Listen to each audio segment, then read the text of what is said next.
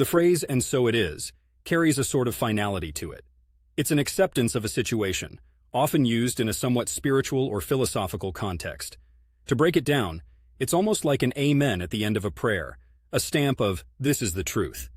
When someone says, "and so it is," they're acknowledging that whatever has been stated or has occurred is now a part of the reality they're accepting. It's fascinating how we use certain phrases as verbal punctuation, a nod of the head in agreement with the universe. Take, for example, sitting here in Portland, Oregon. I'm often surrounded by an eclectic mix of the spiritual and the pragmatic. It's just the vibe of the city.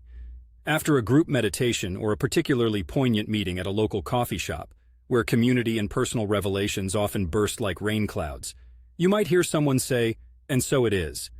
In that moment, they aren't just hearing the words or concepts, they're weaving them into their own life's fabric, a soft-spoken contract with the moment. The beauty of this phrase is in its simplicity and its depth. It doesn't fight the current of life.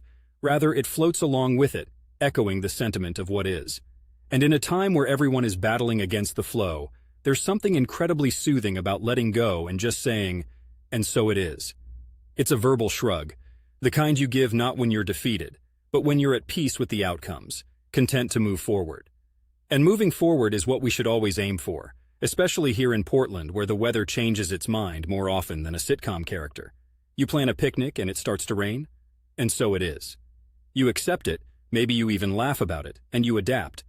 In essence, saying, "and so it is about embracing the moment, about affirming the flow of life no matter where you are, even if that's in the heart of the Pacific Northwest, watching the rain blur the lines between the street and the sky, accepting that this, too, is a part of the canvas.